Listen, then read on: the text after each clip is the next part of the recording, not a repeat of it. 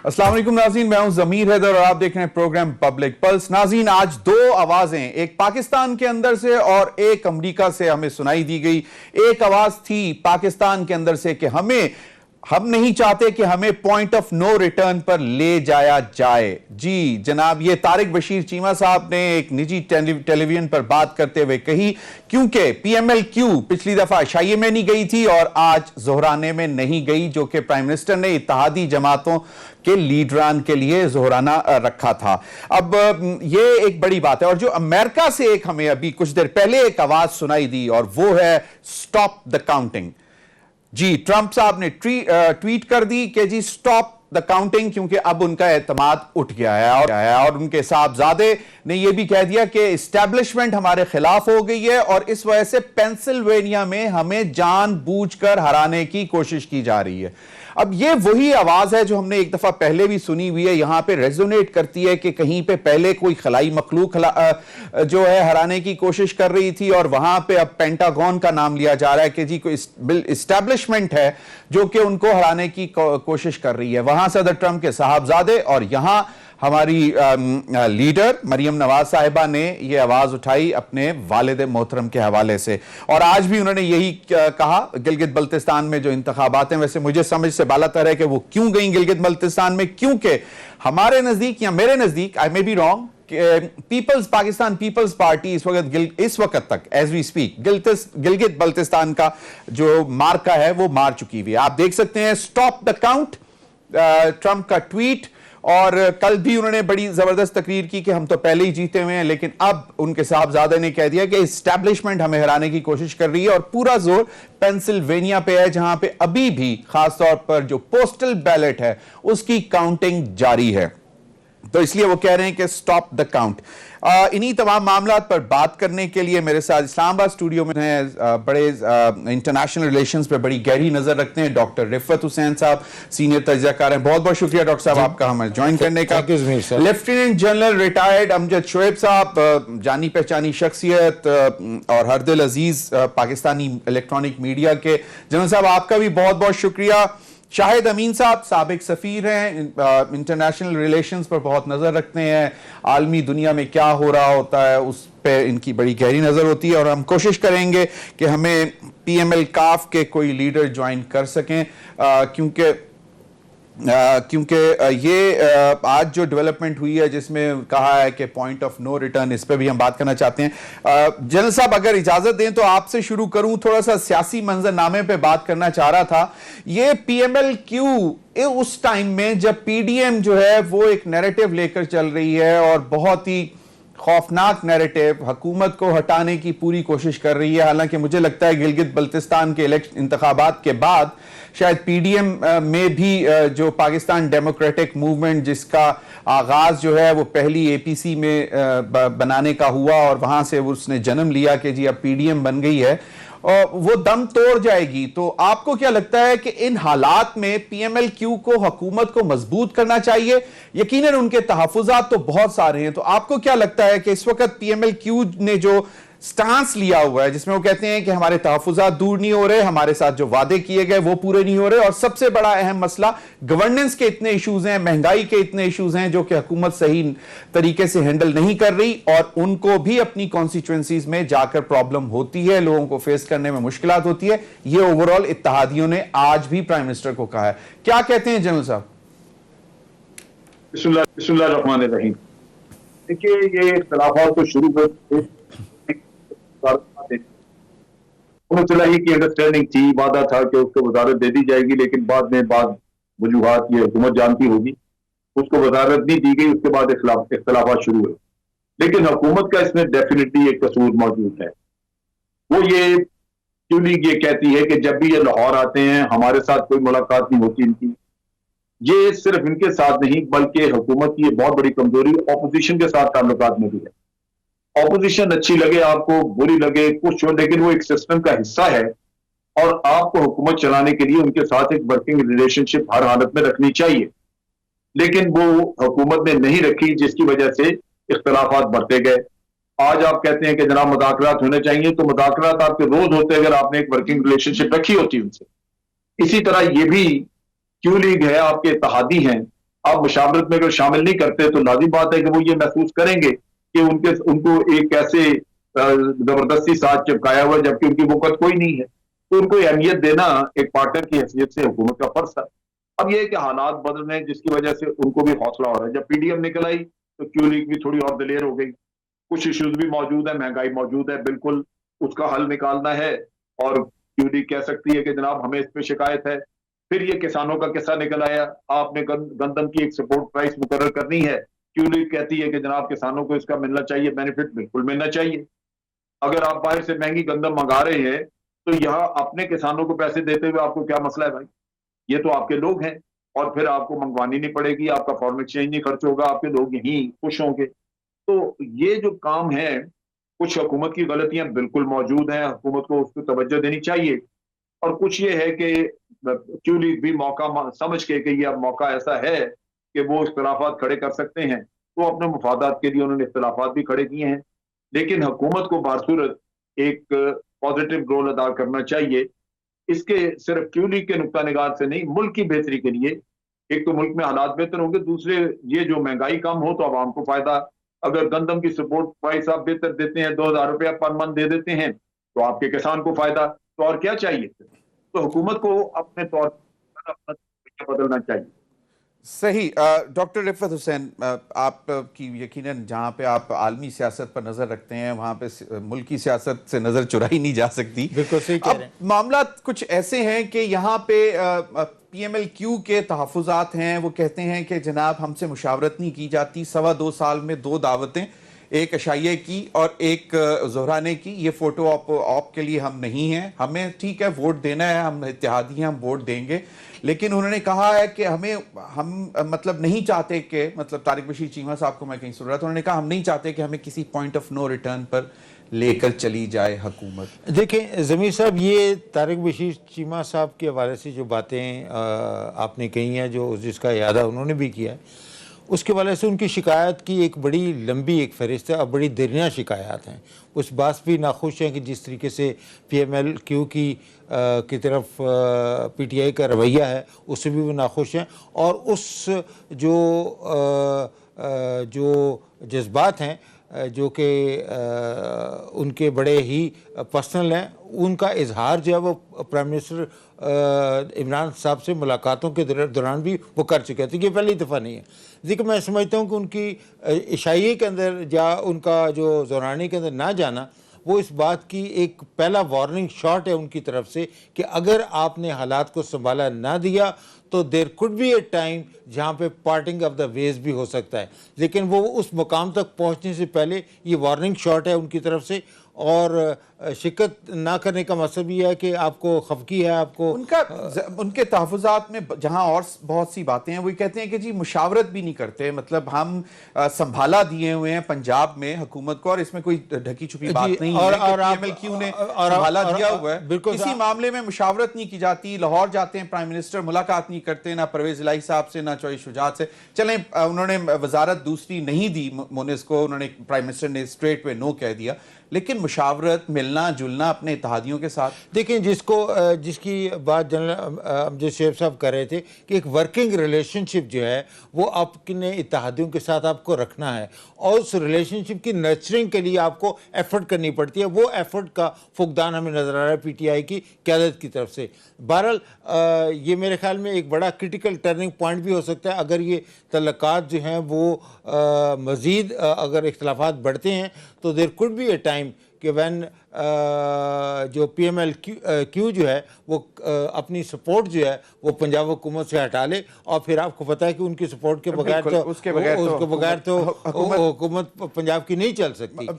बिल्कुल बिल्कुल। मैं शाहिद अमीन साहब, मैं आपकी तरफ आता हूं, लेकिन जनरल साहब से मैं क्योंकि थोड़ा सा पॉलिटिकल नेचर पे एक क्वेश्चन और करना चाह रहा था। जनरल साहब, अभी कहा यह जा रहा है कि सेनेट के इलेक्शंस तक जो है वो बड़े क्रिटिकल मामला चल रहे हैं हर तरफ से। PDM की तरफ से देख लें, हुकूमत के अंदर देख लें, और दूसरी तरफ एक जो शख्स जो बहुत अरसे से कहीं पे नजर नहीं आ रहा, वो भी सुने बड़े एक्टिव हो गए हैं, जिनका नाम चौधरी निसार अली खान साहब हैं। वो भी कहीं पे कुछ मुलाकातें, किसी को लाहौर में मुलाकात करने में कुछ शामिल कोई। तो अब आपको क्या लगता है कि कोई मामला प्रॉब्लमैटिक हो सकते हैं पीटीआई की हुकूमत के लिए सेंटर में या पंजाब में? देखिए, पीटीआई की हुकूमत का तो एक मसला मौजूद है कि उनके पास बड़ी थिन मेजॉरिटी है। दूसरी तरफ यह है कि अवाम उस तरह खुश नहीं है, क्योंकि अवाम को आदाद शुमार से गर्ज नहीं होती। आप मुश्किलात बयान करते रहे, वो अवाम को अंदाजा नहीं होता। अवाम अपनी मुश्किलात देखते हैं। महंगाई का रोना मौजूद है, और ये चीजें फिर बाज़ चीजों की कमी, जैसे गंदम, बाज़ औक़ात आटा नहीं मिलता या कुछ और। तो ये वो चीजें हैं जो कि हुकूमत को दूर करना है। अगर आपके अवाम मुतमईन हों तो फिर आपको खतरा नहीं है किसी और से। तो सबसे इंपॉर्टेंट चीज तो अपने गवर्नेंस और अपना मैनेजमेंट है, जो कि पीटीआई को दुरुस्त करनी होगी। अगर वो नहीं होगी तो बहुत सारे इत्तेहादी भी फिर अपना रास्ता लेंगे। वो सोचते हैं कि भाई ये हुकूमत पॉपुलर नहीं रही गवर्नमेंट में, ये अवाम में इसकी पॉपुलैरिटी खत्म होगी, तो हम क्यों चिपके हुए हैं इसके साथ। तो ये जरूरी है कि ये पहले अवाम के मामलात को उधर तवज्जो ज्यादा दें। फिर यह है कि इत्तेहादियों के साथ चलने के लिए एक आपको सिस्टम बनाना होगा। जहां तक आप चौधरी निसार वगैरह की बात करते हैं, चौधरी निसार अली खान जो है वो इंडिपेंडेंटली, मेरा नहीं ख्याल कि वो कोई ऐसा नुकसान कहीं पहुंचा सकते हैं किसी को। और ये जो दूसरी पार्टियां हैं उनका होल्ड मजबूत है, क्योंकि ये पॉलिटिकल पार्टीज हैं नहीं, ये हैं जल्दी प्राइवेट साहब, लिमिटेड चौधरी कंपनी। निसार अली खान साहब एक दफा फिर अपनी शहबाज शरीफ के साथ दोस्ती निभाने में कुछ एक्टिव है। मैं उस पॉइंट ऑफ व्यू से कह रहा था, इंडिपेंडेंटली नहीं, कोई मुलाकातें वगैरह। वो शहबाज शरीफ साहब जो हैं उनका, देखिए, शहबाज शरीफ और नवाज शरीफ ये बिल्कुल बुनियादी तौर पे दोनों एक ही चीज है, सिर्फ तरीका वारदात मुख्तलिफ है। एक की ऑपरेशनल स्ट्रेटेजी थोड़ी सी डिफरेंट है, दूसरे की कुछ और है। ये वक्त पे कभी एक स्ट्रेटेजी पे कर जाती है, कभी दूसरी पे करती है, तो भी ऑल्टरनेट करते रहते हैं। लेकिन ये सोचना कि चौधरी निसार अली खान के साथ वो चल पड़ेंगे, ये नहीं है, ये मुमकिन नहीं। वो अपने खानदान का होल्ड कमजोर नहीं करेंगे। और ये है यही, ये पॉलिटिकल पार्टी उनकी जाती मलकियत है, और ये उनकी एक प्राइवेट लिमिटेड कंपनी है, तो उस कारोबार को वो खराब नहीं करेंगे चौधरी निसार अली खान के लिए। और ये भी उन्होंने देख लिया कि जब चौधरी निसार अली खान ने पार्टी छोड़ी तो उसके बाद तो वो अपना इलेक्शन भी जीत नहीं सके। तो उनकी अपनी हैसियत क्या है इस मामले में कि वो जाके किसी को कुछ डिक्टेट करें। बीबी तो वो एक्टिव हो पीएमएलएन गए। की सीट से एमपीए तो हैं जी, पीएमएलएन की सीट से, और उनको बहुत शौक है चीफ मिनिस्टर पंजाब बनने का। और नहीं, वो ठीक है, पंजाब बनने का शौक है, लेकिन क्या पार्टी में उनको बाकी लोग पजीराई देंगे इतनी? अकेले आदमी एक एमपीए जरूर है, लेकिन बाकी सपोर्ट कहां से लेके आए? Very right, that's a $1 million question. बिल्कुल सही कहा। अब थोड़ा सा चलते हैं, शाहिद अमीन साहब आपकी तरफ आता हूं। ये पहली दफा हम देख रहे हैं सिंस 1968, दूसरी दफा कि एल गोर में 2000 के इलेक्शन में 36 डेज तक जो है वो प्रेसिडेंशियल इलेक्शन के ऊपर कैंडिडेट ने कंसीड नहीं किया था, जिसमें एल गोर ने कंसीड नहीं किया था टिल 36 डेज। और अब दूसरा दिन भी तकरीबन खत्म होने को है और वोटिंग चल रही है और किसी ने कंसीड भी नहीं किया। और दूसरा ये जो स्टॉप द काउंट वाली बात है, आप इसको कैसे देखते हैं कि ये जो इस वक्त यूएस इलेक्शंस हैं उसमें सिमिलैरिटीज पता नहीं, हमें तो लग रही हैं, आई मे बी रॉन्ग, लेकिन आपको क्या लगता है? देखिए, अमेरिका की रिवायत रही है कि इलेक्शन के दिन ही जो कैंडिडेट जिसके कम वोट होते हैं वो ग्रेसफुली इस बात का एतराफ़ कर लेता है कि मैं हार गया हूं और दूसरे को मुबारकबाद देता है। सही। ये इनकी बड़ी पुरानी रस्म है, बड़ी अच्छी रस्म है।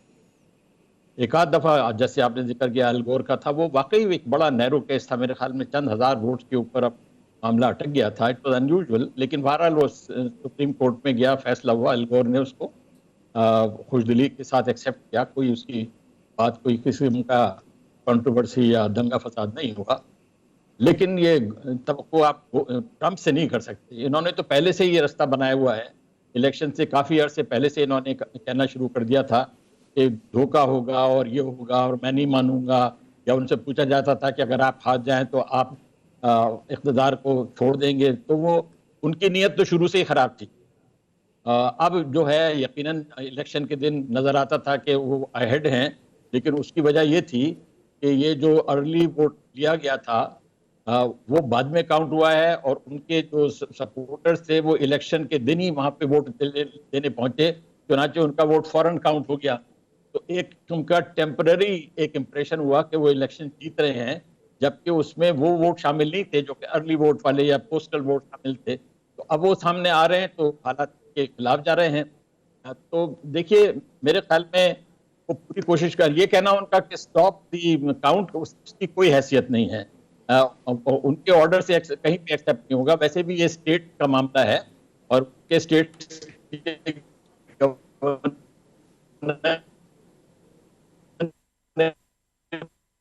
शाहिद अमीन साहब, सॉरी, आपकी आवाज ब्रेक हो रही तो थी। इसलिए शाहिद अमीन साहब, आपकी आवाज थोड़ी सी ब्रेक हो रही है। अभी मुझे वैसे भी कहा जा रहा है ब्रेक हुआ है, और ब्रेक के बाद नाज़रीन वापस आते हैं तो दोबारा यूएस इलेक्शन की तरफ चलेंगे कि स्टॉप द काउंट कितना इफेक्टिव हो सकता था अगर वो हो जाता, जिस तरह शाहिद अमीन साहब ने कहा कि उसकी हैसियत नहीं है। तो फिर डोनाल्ड ट्रंप ऐसे ट्वीट कर क्यों रहे हैं? ब्रेक के बाद।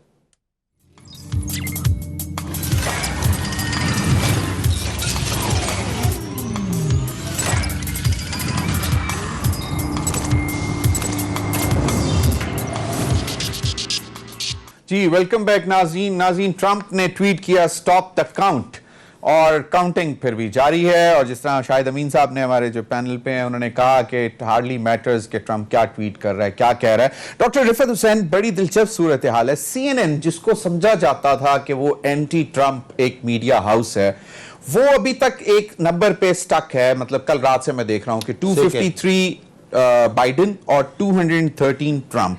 लेकिन फॉक्स न्यूज, जो कि अब मुझे नहीं मालूम किस तरफ साइड करता है, लेकिन वो बड़े ओपनली कह रहे हैं कि जी 264 बाइडेन और 214 ट्रंप। और दूसरा जो इस वक्त सूरत हाल है, जो उनके साहबजादे ने स्टेटमेंट दी कि जी कंट्रोवर्शियल बनाने की कोशिश की है अपने उस स्टेटमेंट से कि जी establishment is behind this and we would not accept this, और पेंसिल्वेनिया को हमसे छीनने की कोशिश की जा रही है। ये ऐसी स्टेटमेंट्स क्या यूएस में कुछ मैटर करती हैं? क्योंकि पहले मुझे आई मे बी रॉन्ग, मुझे कुछ याद नहीं पड़ता ऐसी स्टेटमेंट्स, हार्ड लाइन स्टेटमेंट्स कि जी इस्टेब्लिशमेंट ने इलेक्शन चोरी करने की कोशिश की। उसके हवाले से एस्टेब्लिशमेंट का किसी किस्म का अमल दखल नहीं है। वो उनके इलेक्ट्रॉनिक इलेक्शन बोर्ड्स हैं जो कि काउंटी के लेवल के ऊपर ऑपरेट करते हैं, and they are sometimes they have laws, वो लॉज के तहत वो ऑपरेट करते हैं और वो इंडिपेंडेंटली कॉन्स्टिट्यूट होते हैं। उसके अंदर सुप्रीम कोर्ट भी अगर मुदाखलत करना चाहे तो वो नहीं कर सकता, क्योंकि अगर as long as law is being preserved और लॉ के हवाले से वो सारी की सारी कार्रवाई होती है। तो जो काउंटिंग की बात जो उन्होंने ट्वीट किया, उसके ऊपर बहुत सारे लोगों ने और उनके जो हामी हैं, जो गवर्नर क्रिस्टी हैं, उन्होंने भी इस बात का बड़ा मजाक उड़ाया कि ये किसी किस्म की कोई लीगल या कॉन्स्टिट्यूशनल जो वायलेशन जो है वो नहीं हुई, जिसको बुनियाद बना के ट्रंप जो है वो काउंट करने का कह सकते हैं। और बल्कि बहुत से लोगों ने तो ये भी कहा कि all the votes which were legitimately acquired and they were polled till the counting is complete, उस वक्त तक हम किसी को विनर डिक्लेयर नहीं कर सकते हैं। तो काउंटिंग का प्रोसेस को के लिए फॉर एग्जांपल पेंसिल्वेनिया के अंदर जो उनके 20 वोट्स की बात हो रही है, उसके तहत उन्होंने वक्त दिया हुआ है अप टिल फ्राइडे। तो फ्राइडे तक जब तक वो काउंट कंप्लीट नहीं होगा, उस वक्त तक उनके लोकल लॉज के मुताबिक आप नहीं कर सकते हैं। तो ये तो बात होगी कि constitutionality and legality of the issues which are being raised by Trump administration. और ट्रंप एडमिनिस्ट्रेशन क्यों करना चाह रही है, उसके लिए मेरे ख्याल में हमें थोड़ा सा पहले भी जाना। साहब, अभी एडमिनिस्ट्रेशन नहीं, ट्रंप फैमिली कुछ करना चाह रही है। ये लगता है कि साहबजादे फरमा रहे हैं कि जी मिलिट्री एस्टेब्लिशमेंट। इस पे कुछ बताएं कि मतलब कभी पहले मैंने सुना नहीं कितने कैंडिडेट्स, मतलब 2008 का मैंने खुद इलेक्शन कवर किया, फर्स्ट ओबामा इलेक्शंस ह्यूस्टन, और मुझे नहीं याद पड़ता कि किसी कैंडिडेट की तरफ से ये आवाज आई हो कि जी एस्टेब्लिशमेंट हमें जानबूझकर हराने की कोशिश नहीं। तो वो तो एक एक्सक्यूज बना रहे हैं कि अब यानी अगर मैं इलेक्शन नहीं जीता, ट्रंप का इस्तेदलाल लिया, अगर मैं इलेक्शन नहीं जीता तो सारे का सारा प्रोसेस जो है उसको डिलेजिटिमाइज करने की एक एफर्ट है।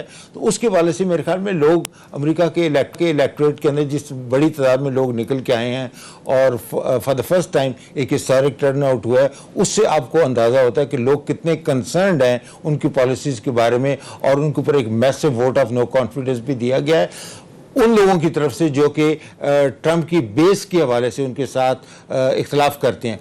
देखिए मेरे ख्याल के अंदर ये भी एक ज़मीर साहब बड़ी एक वाज़े हकीकत है कि इस इलेक्शन से दो बातें कम से कम सामने नज़र आती हैं कि एक तो ये था कि America is a divided polity, it's a divided society, urban और रूरल एरियाज़ के हवाले से भी है। अभी जब ये वोटिंग की काउंटिंग की बात हो रही है तो ज़्यादातर वोट जो हैं जो कि मेल इन वोट्स हैं वो उनकी तादाद उन लोगों के ऊपर मुश्तमिल है जो इन्होंने वो डेमोक्रेट्स के वोट्स हैं, और उसकी वजह से जहाँ भी उनकी पहले लीड थी थोड़ी बहुत पेंसिल्वेनिया के अंदर भी वो श्रिंक होती नज़र आ सकती है। और इट्स क्वाइट पॉसिबल कि जब लास्ट वोट इन काउंटीज़ के वजह से काउंट किया जाए तो हो सकता है कि जो लीड उनको हासिल है परसेंटेज पॉइंट के वजह से वो बिल्कुल ही ख़त्म हो जाए। ट्रंप को जो लीड हासिल है तो मेरे ख्याल के अंदर मुझे नहीं लगता, मतलब traditionally it has been a red state ना। जी पेंसिल्वेनिया जो है वो ट्रेडिशनली एक रेड, लेकिन उसके अंदर से जो रेड स्टेट का, लेकिन आपको पता है कि अमेरिका के अंदर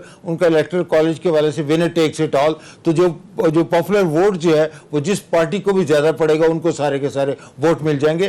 और मुझे कम से कम ये लग रहा है कि अगर आप अरिथमेटिक के वाले से देखें, अगर जैसे कि आप कह रहे हैं कि वो उसका जो एरिज़ोना का वोट जो है वो ऑलरेडी डिक्लेयर कर चुके हैं कि वो बाइडेन के पास जा चुका है, तो उसके बाद फिर अगर अब ये 264 के हवाले से अगर आप काउंट करें तो he needs only 4 seats more to reach the number of the golden number of 270। शायद अमीन साहब, फिलाडेल्फिया जहां पे मुझे याद पड़ता है वो रॉकी का भी वो एक बना हुआ है, तो will Trump get a box from the मतलब a boxing punch from the Pennsylvania? देखिए जी, इस वक्त तो ट्रंप की लीड काफी बड़ी है। उसको ओवरवेल्म करने के लिए जो बाकी वोट है तकरीबन 1.5 लाख से ज्यादा में भी 70% या 80% वोट अगर बाइडेन के हक में जाता है तभी वो अपसेट हो सकता है। मेरा अपना अंदाजा यह है कि गालिबन पेंसिल्वेनिया में बाइडेन को कामयाबी नहीं मिलेगी, लेकिन वो उसके बावजूद जीत सकते हैं। अगर उनको नेवाडा के आई थिंक 6 वोट्स हैं जी, अगर वो मिल जाएं तो वो 270 का हदफ पूरा कर लेंगे। दूसरे ज्यादा इम्कानात इस बात के हैं कि जॉर्जिया में उनको बाइडेन को शायद शपथ हासिल हो जाए, क्योंकि जो लास्ट मैंने सुना था वोट में सिर्फ कोई 13,000 या 23,000 का फर्क रह गया था, और ट्रेंड जो था वो प्रो बाइडेन जा रहा था। तो अगर वो जॉर्जिया जीत जाते हैं तो वो तो अगेन उनका रास्ता बिल्कुल साफ हो जाता है। तो गोया बाइडेन की पोजीशन इस वक्त मुझे ऐसी नजर आती है कि अगर वो पेंसिल्वेनिया हार भी जाते हैं इसके बावजूद वो इलेक्शन जीत जाएंगे। Biden is on a winning streak, so मतलब should we be comfortable in saying कि जी बाइडेन अगला प्रेसिडेंट है अमेरिका का? शायद अमीन साहब जी, वो असल में ये सिलेक्शन में अजीबो-गरीब बातें हुई हैं, कुछ नहीं मालूम कि सुप्रीम कोर्ट में जाता है मामला, वहां पे क्या होता है। लेकिन तसव्वुर किया जाए कि Biden will be the next president, जिनको ओवरवेलमिंग सपोर्ट इस लिहाज से हासिल है कि 3 मिलियन के करीब की उनकी पॉपुलर वोट में एज है। आज तक अमेरिका की तारीख में किसी कैंडिडेट को इतनी बड़ी तादाद में वोट नहीं पड़ा है जितना बाइडेन को पड़ा है।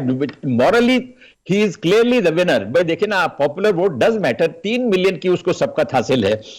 तो मैं समझता हूं कि Biden will be the president. अगर किसी वजह से ट्रंप ने कोई ना कोई तरकीबें करके या फाउल प्ले करके प्रेसिडेंट बन भी गए तो मेरा अंदाजा यह है कि अमेरिका में इतने बड़े पैमाने पे प्रोटेस्ट होगा कि यह मामला चल नहीं सकेगा। इन एनी केस इस वक्त अमेरिका बिल्कुल नाइफ एज पे है। Anything is possible, including violence.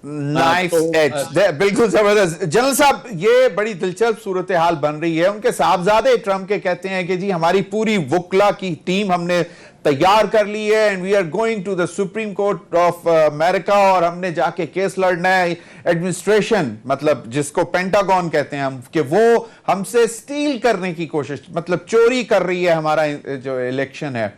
आपको क्या लगता है कि ये कुछ रेजोनेट करती हैं आवाजें आपको कि शायद पाकिस्तान में भी हम ऐसी आवाजें सुनते रहे हैं? अब हम कितने 100-150 साल बाद शायद पाकिस्तान और अमेरिका इस हवाले से एक ही सतह पर आ गए हैं। जी जी बिल्कुल, ये चीज हो रही है वो तो तकरीबन उसी नौयत है। और यहाँ भी अमेरिका में भी एक काम जो ट्रंप ने किया है वो ये है कि उसने जजेस अपॉइंट किए हैं अपनी मर्जी के, और ये बाज आप कह लीजिए कि वायलेशन भी की है नॉर्मल प्रोसीजर की, और लोग किए हैं वहां पे पोस्ट जिसके ऊपर भी उंगलियां उठ रही हैं। तो मेरा ख्याल है कि अगर सुप्रीम कोर्ट से उसको वर्डिक्ट मिल जाता है तो तब भी ये जो डिवीजन सोसाइटी की है वो मौजूद रहेगी और इसके ऊपर काफी लेदे होती रहेगी। ये पहला मौका है कि यहाँ पे जो डिवीजन है वो इतनी वाज़ेह नजर आ रही है कि क्लैशेस भी हुए हैं, दोनों ग्रुप एक दूसरे के सामने आए हैं, और ट्रंप ने जो ट्रेंड छोड़ा था वहां पे ये पैदा किया था व्हाइट सुप्रीमेसी का, जिसकी वजह से ब्लैक्स वगैरह के ऊपर भी काफी तशद्दुद हुआ, उसकी वजह से भी सिंपथीज जो है वो उसके साथ नहीं, लेकिन दूसरी तरफ ये वायलेंट रिएक्शन के चांसेस मौजूद हैं। अब इन हालात में ट्रंप बिल्कुल ये मुतनाज़ा तो बना सकता है, शोर शराबा ये सारा हो सकता है, लेकिन बहुत सारा डिपेंड करता है इस फर्क के ऊपर जो इतना वाइड है। अगर ये 214 215 पे ही रहता है ट्रंप और वो 270 पूरे कर लेते हैं बाइडन, तो फिर उसमें ये नहीं कहा जा सकता कि ये कोई काउंटिंग में गलती हो गई है। ये एक्चुअली तो रिकाउंटिंग का ही दोबारा होता है, और तो मेरा नहीं ख्याल कि कोई या वैलिड देखेंगे वोट तो ऐसे इनवैलिड थे तो उनको वैलिड कर दिया गया, या वैलिड है तो उनको वैलिड कर दिए गए, इससे बढ़ के तो कुछ नहीं है। लेकिन जो इतना बड़ा फर्क होगा तो वो मेरा नहीं ख्याल कि ट्रंप किसी जरिए से पूरा करवा सकेगा। लिहाजा अल्टीमेटली हमें यही सोचना चाहिए कि बाइडन ही मोस्ट प्रॉब्ली आगे होंगे प्रेसिडेंट, और बावजूद इसके कि वहां पे वायलेंस हो सकती है, ये शोर शराबा होगा, लेकिन ultimately Trump will have to quit और बिल आखिर बाइडन ही। सही, बिल्कुल। अभी वक्त हुआ है ब्रेक का, और ब्रेक के बाद हम देखेंगे Biden, no Biden, Trump, no Trump, Pakistan कहां पे खड़ा होगा, इस पूरे सूरत हाल में पाकिस्तान के लिए क्या होगा। ब्रेक के बाद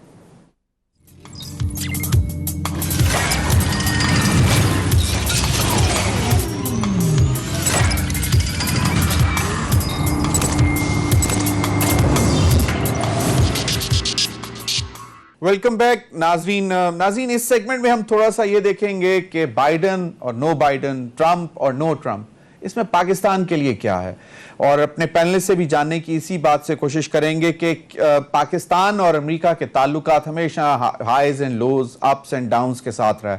कोई भी आए, चाहे वो डेमोक्रेट हो चाहे वो रिपब्लिकन हो, हालात हमारे वैसे ही रहेंगे, लेकिन क्या अब की दफ़ा कोई फ़र्क पड़ेगा? डॉक्टर साहब, आपसे ये जानना चाहूँगा कि कहते हैं कि जी कुछ लोगों का ख्याल है कि बाइडन वुड बी मतलब थोड़ा सा शायद सॉफ्ट कॉर्नर रखे पाकिस्तान के लिए। आई डोंट नो कि उनकी कल हमारे साथ थी, उनकी पार्टी की मतलब रुकन थी अनीला अली साहबा, उन्होंने कहा कि जी उन्होंने बहुत पॉजिटिव स्टेटमेंट्स आई हैं कश्मीर के हवाले से, तो शुड वी बाय दैट? जी मेरे ख्याल के अंदर फ़र्क तो पड़ेगा। उसकी बुनियादी वजह दो हैं। एक तो ये है कि बाइडन साहब जो है he is no stranger to Pakistan, और वो एक बड़े लंबे अरसे तक दो जो ओबामा एडमिनिस्ट्रेशन के तहत वो वाइस प्रेसिडेंट की पोजीशन में भी रहे हैं, और उससे पहले वो फॉरेन रिलेशंस कमेटी के सेनेट के चेयरमैन भी रहे हैं। तो उनके हवाले से multiple times he visited Pakistan, so he is knows Pakistan, जिसको कहना चाहिए फर्स्ट हैंड। और दूसरी बात वो बड़ी अहम है कि उस खित्ते के हवाले से भी उनके हालात उनको काफ़ी मालूम भी है, और वो उनकी वो इग्नोरेंस नहीं है, या जिसको वो कैप्रिशियसनेस का एलिमेंट जो है कि आपको ट्रंप की पॉलिसी के अंदर नज़र आता था, वो उनका नहीं होगा, एक बात। और दूसरी बात मेरे ख्याल के अंदर वो अपने साथ एक टीम लेके आएंगे।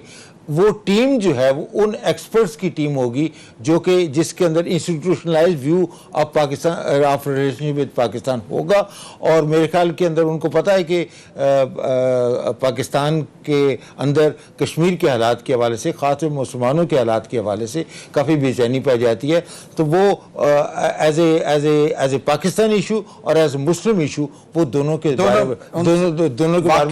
वाकिफ हैं, और उनका पॉजिटिव एटीट्यूड होगा। लेकिन आपको जैसे पता है कि highs and lows, and Pentagon also drives the policy, so that also depends on that. शायद अमीन साहब, your take on this के मतलब जिस तरह ट्रंप ने पुश किया इस्लामी मुमालिक को कि इजराइल को रिकॉग्नाइज करें, बाइडन अगर आते हैं तो उनकी पॉलिसी टुवर्ड्स मुस्लिम वर्ल्ड क्या होगी?